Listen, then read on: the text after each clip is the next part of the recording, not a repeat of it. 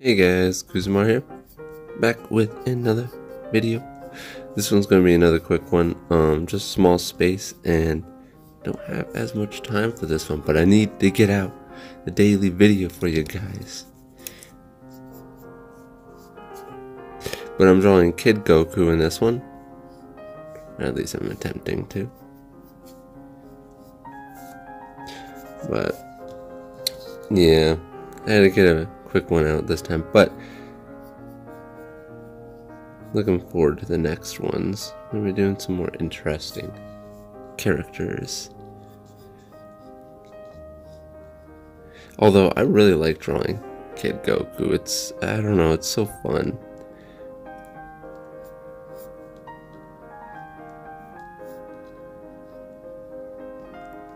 Right now I'm planning on drawing him with a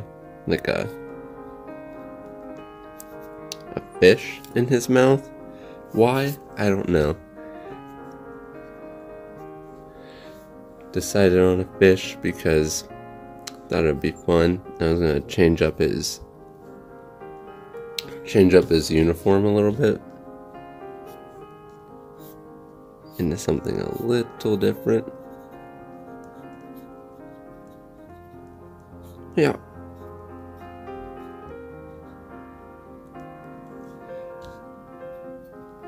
But yeah, this one's going to be a quicker one than normal.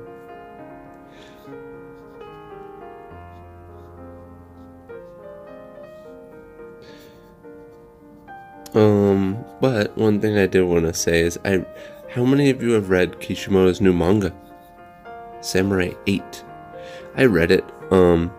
Definitely have some opinions on it.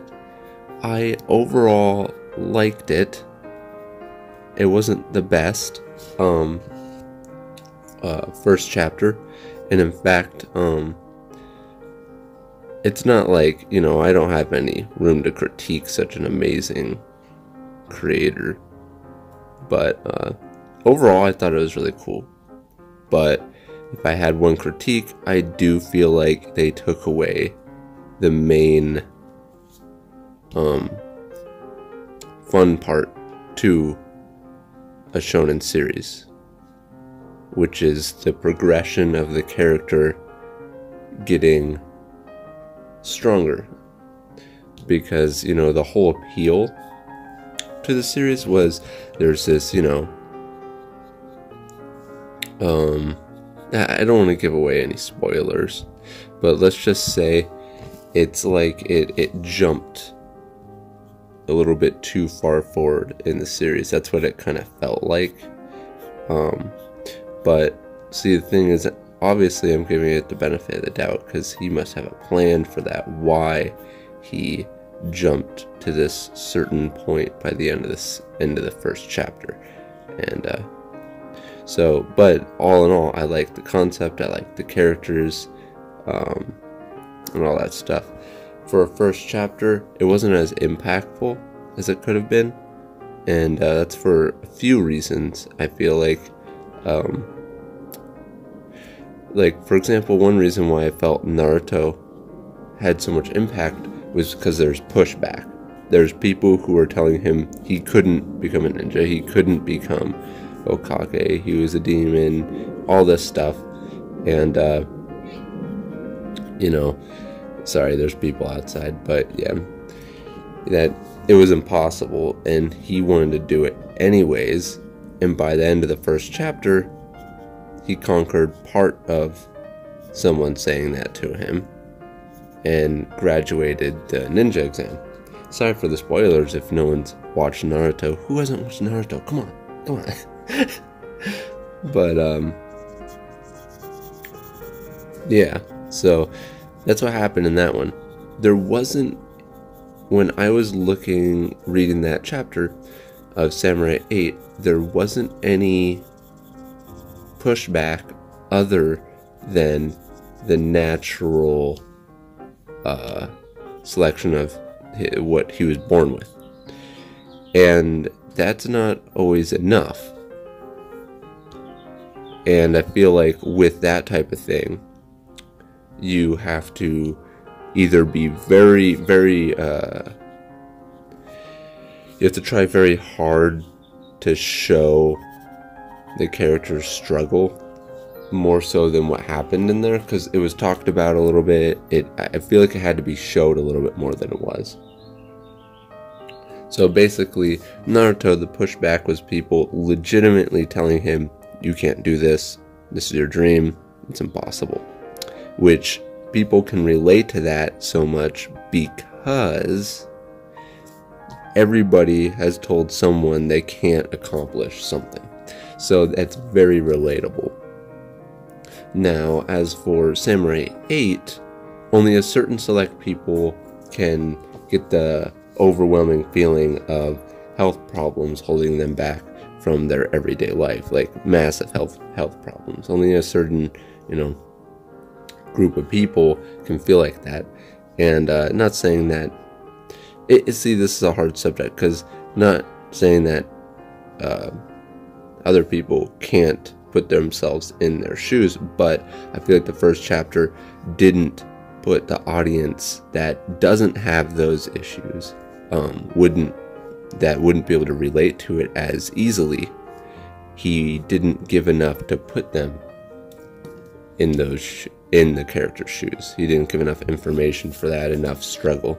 That was my opinion basically on it. I feel like there wasn't enough pushback, and I feel like what happened at the end of the first chapter could have been spread out into 2 chapters maybe, or 3, or even 4.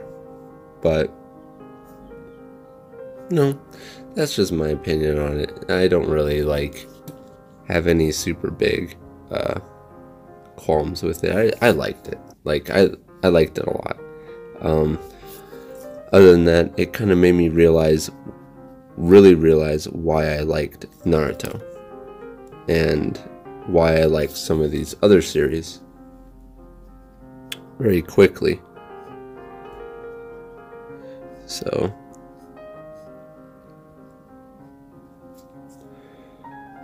I don't know, it's interesting. Like I said, I don't have any room to judge someone that's so great, but those are just my thoughts on it. The art style is beautiful. I loved it. I heard someone say it looked like it looked too old school, and I was like, what? It doesn't look old school. It looked like from the old ages or something. And I was just like, no, it does not look from the old ages. I was actually really confused. But yeah, I thought it was really fantastic overall. I feel like he wanted to jump to a certain point within the series, and this is how he had to do it.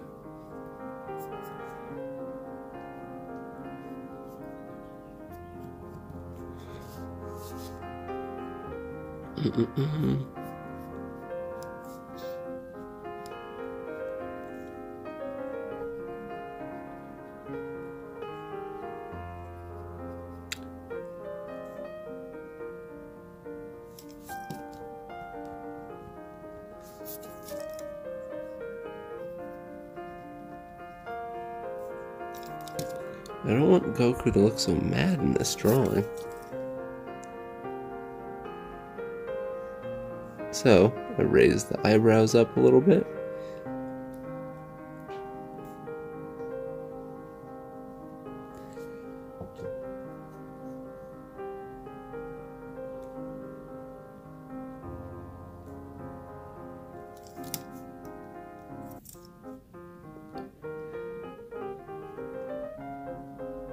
Let's put a little shine in.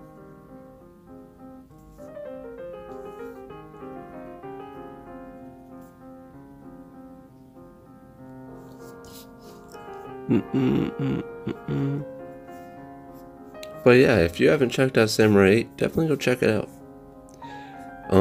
I have a lot of high hopes for it. First chapters are always hard, and in fact, to be completely honest, Kishimoto hasn't done a first chapter in a long time. And I feel like maybe he didn't want to have the same formula as his other first chapter. So I feel like that might be a product of the result of, you know, this manga. I don't think he wanted to follow the same story structure as Naruto, so that could be another reason why he did it the way he did. And see, that's why I'm not trying to criticize necessarily, like harshly criticize the first chapter, because it was good, and I feel like it was obviously intentional. He planned it to be written like this.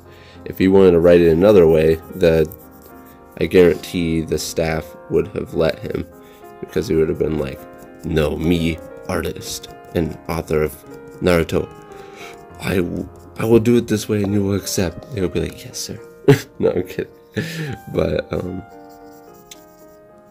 yeah, I think he was trying to stick away from having the structure of kind of like Naruto, which is also a structure of most shonen first chapters.